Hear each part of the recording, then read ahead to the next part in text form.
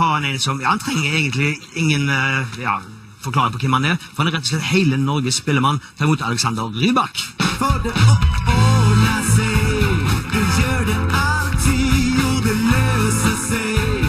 Så bruker alt, blir det kommer fikset seg. Til slutt, det ingen tvivl om just nu, känns skiten sur, og mange mil ifrån det ordner seg.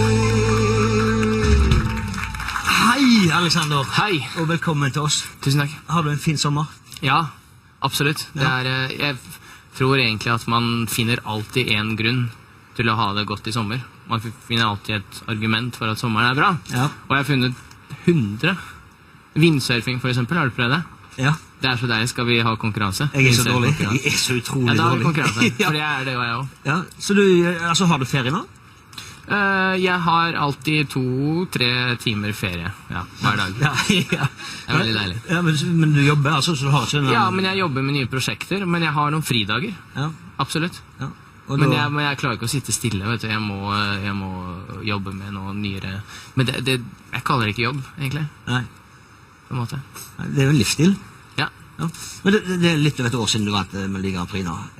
Og det er vel knapt noen norske artister opplevd det hysteriet som du har gjort. Har du på en måte klart... Nei, det er mange som har opplevd enda større, tror jeg, men kanskje ikke akkurat det jeg har opplevd, nei. Nei, men har du på en måte klart å ta det inn? Har du klart å lande litt og reflektere over det du har vært med på? Ja, og det er jo ikke vanskelig å ta det inn når man får ikke det bare ved salgstall og sånn. Jeg får faktisk smil på gata. Ja, jeg hørte jentene var veldig ivrige bak her når du kom inn nå. Jenter er ivrige generelt, ja. Og det er veldig koselig. Men det er bare det at... Ja, gjerne. Klapp for ivrig. Jeg vil bare si at med publikum, med folk, med levende mennesker som gir deg tilbakemelding, da skjønner man med en gang hva er det å ikke ta inn seg da. Ja. Så det som er veldig deilig nå er jo at jeg har et virkelig hengivent publikum, særlig etter alt det året, etter alt som har skjedd med meg, både på godt og vondt. Jeg føler jo at et forhold mellom en artist og publikummet er som et vanlig kjærlighetsforhold. Man kan velge å være overfladisk på en måte, og bare vise sin beste side, og så går det 5-6 overfladiske år, og så plutselig så blir dere veldig glad i hverandre, helt til dere skjønner hvordan dere egentlig er. Men jeg valgte da heller å vise alle mine sider. Ja, for du er ganske åpen, egentlig.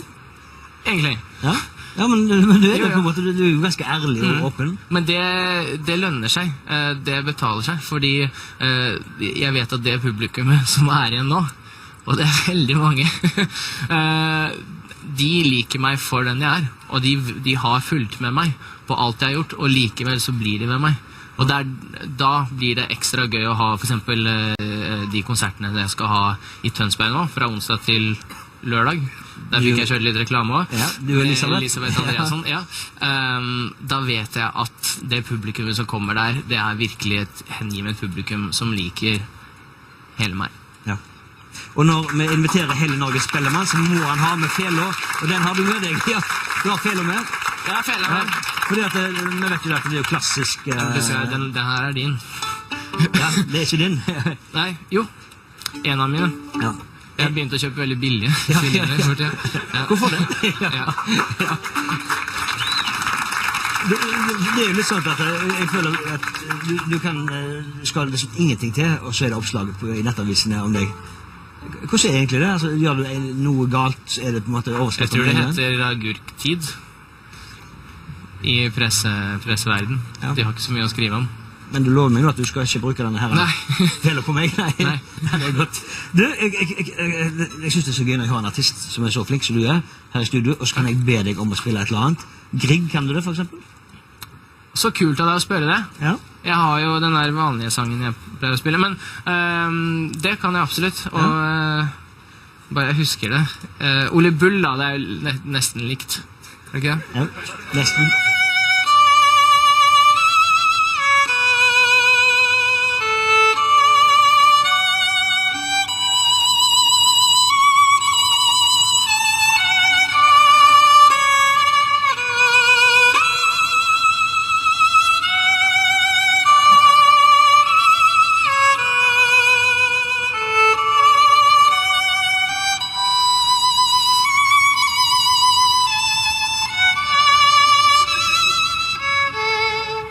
det vakkert. Men når vi først fremme på å vise flere sider, så det jo også det jeg har blitt. Tusen takk, alle sammen. Så koselig. Gøy med applaus. Det var en bukke. Men det jeg har begynt å like det siste å spille jazz.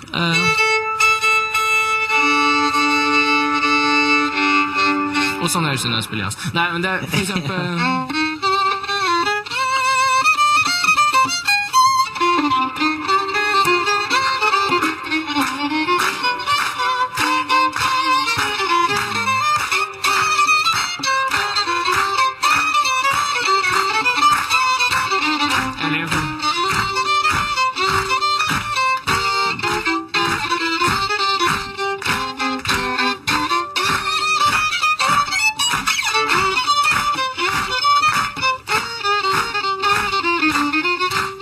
Du må bare stoppe meg, for jeg kan ikke... Jeg synes det utrolig vakkert å høre på. Tusen takk. Jeg så det var ikke... Det var noen kritikere som ikke ga de beste terningkastene den gangen de kom ut med plater. Og da sa du at det gjør ikke så mye, fordi at jeg vet jeg kan lage terningkast 6-plater hvis jeg vil. Kan jeg få høre hvordan det vil høres ut? Terningkast 6-plater? Ja. Oi. Jeg så du sa et eller annet sånt. Nei, det bare en som kan garantere en som alle kommer til å like, og det Michael Jackson, tror jeg. Han kan jeg ikke spille. Jo, forresten, det en... Nei, jo. Kom igjen. Ja, den har ikke jeg ut på, da. Men... Nå skal du gjøre Michael Jackson på fiolin. Ja.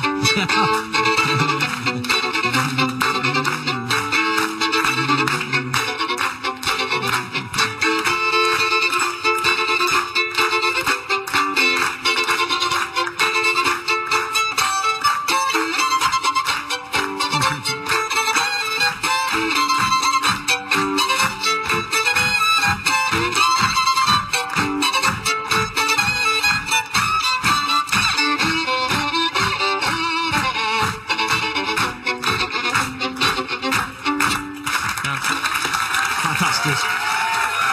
Vi skal få høre mer musikk av deg litt senere. Hva du skal spille for noe?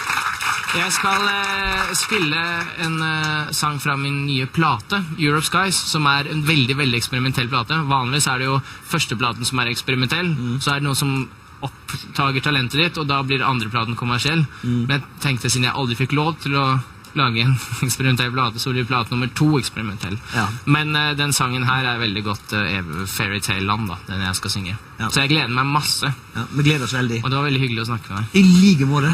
Ja. Og du har blitt sittende, så skal vi snakke mer etter hvert, meg og deg. For nå...